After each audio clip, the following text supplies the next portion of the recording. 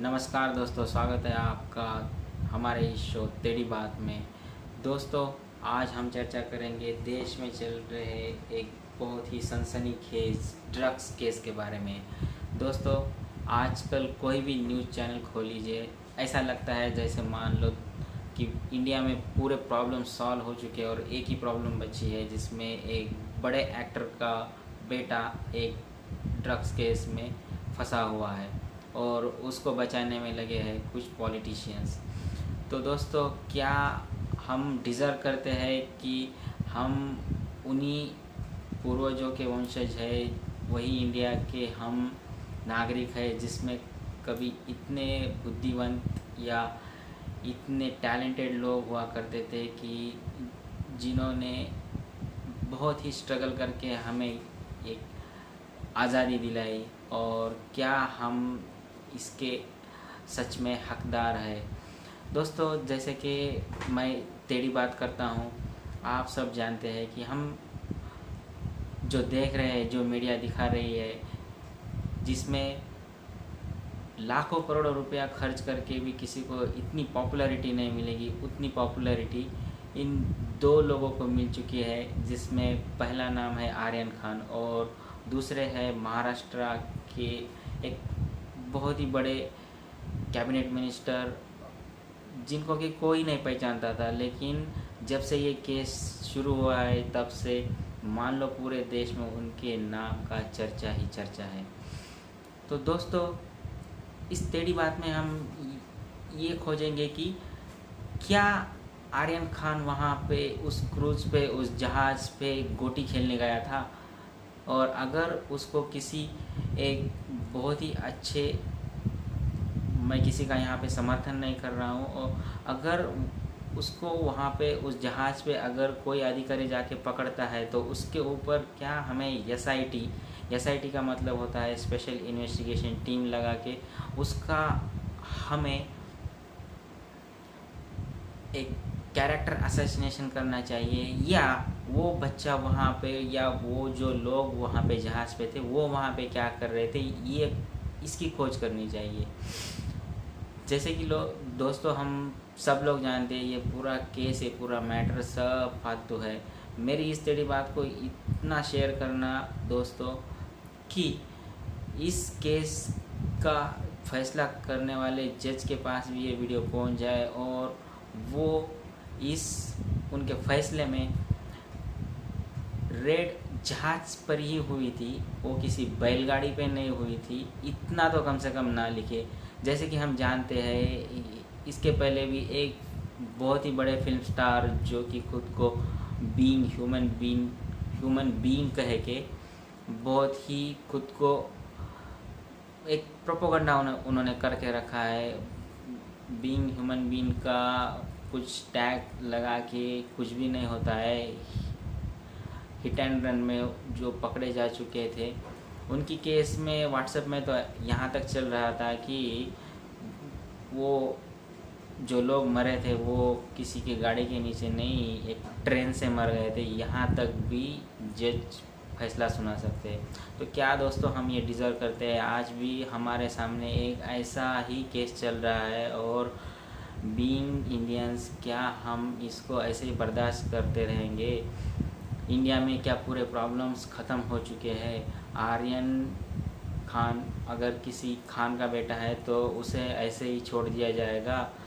जब से सुशांत सिंह राजपूत की मौत हुई है, या सुसाइड हुआ है, या हत्या हुई है, जो कुछ भी हुआ है, तब से लेके बॉलीवुड एक शंका के इसमें आ रहा है कि क्या सभी एक्टर, डायरेक्टर, फिल्म स्टार्स, ये सब लोग नशे के आदीन हैं, और क्या हमें इनकी मूवीज़ देखनी चाहिए?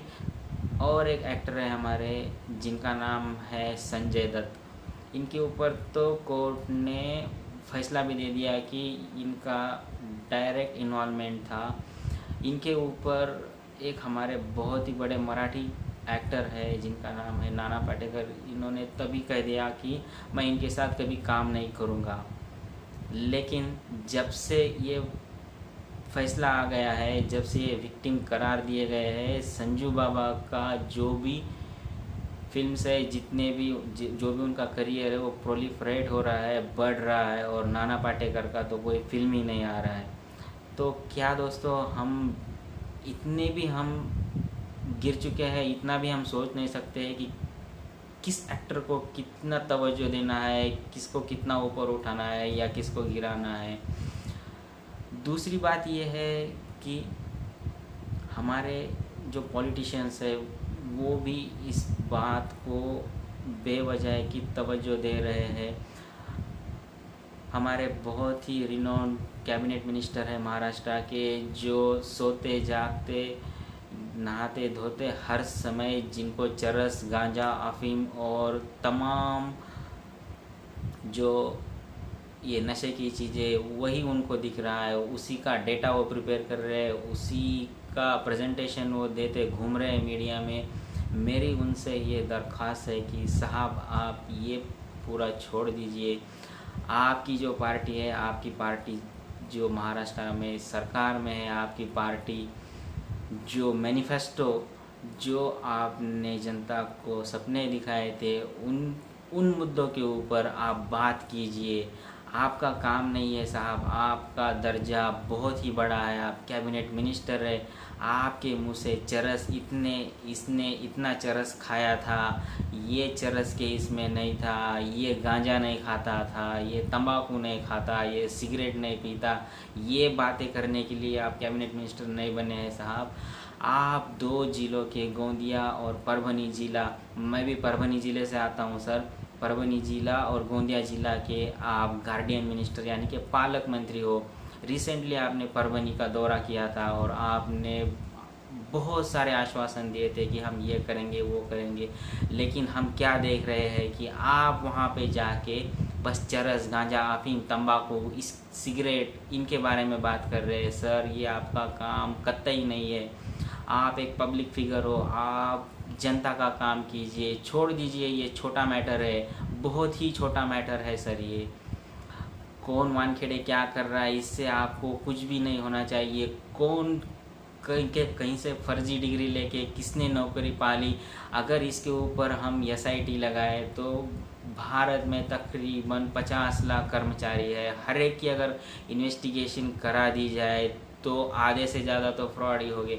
और आप अगर सवाल कर रहे हैं तो आप सवाल इनडायरेक्टली जिन्होंने इनको सर्टिफिकेट दिया है, जिन्होंने इनका एग्जामिनेशन करवाया, जिन्होंने इनका सर्टिफिकेट चेक किया, वो है UPSC, union public service commission, जो कि बहुत ही रिनोन्ड और जो कि डायरेक्ट राष्ट्रपति के अंडर आती है। उस संस्था के ऊपर भी आप सवाल या निशान खड़ा कर रहे हैं सर। आपका ये काम कतई नहीं है सर। आपका अगर कोई रिलेटिव इसमें इन्वॉल्व है तो भी आप इस मैटर को छोड़ दीजिए सर। आपको मालूम है सर, आप जिस परभनी ज़िले का दौरा करके आए हैं, उस परभनी ज़िले में आपातकालीन वर्षा के कारण बहुत सारा नुकसान हो चुका है। सोयाबीन की फसल का आपको मालूम है कि जो परभनी और गोंदिया के किसान हैं वो बहुत ही गरीब किसान है, वो कोई पश्चिम महाराष्ट्र जैसे बड़े किसान नहीं है। आप उनके सवालों के तरफ ध्यान दीजिए सर।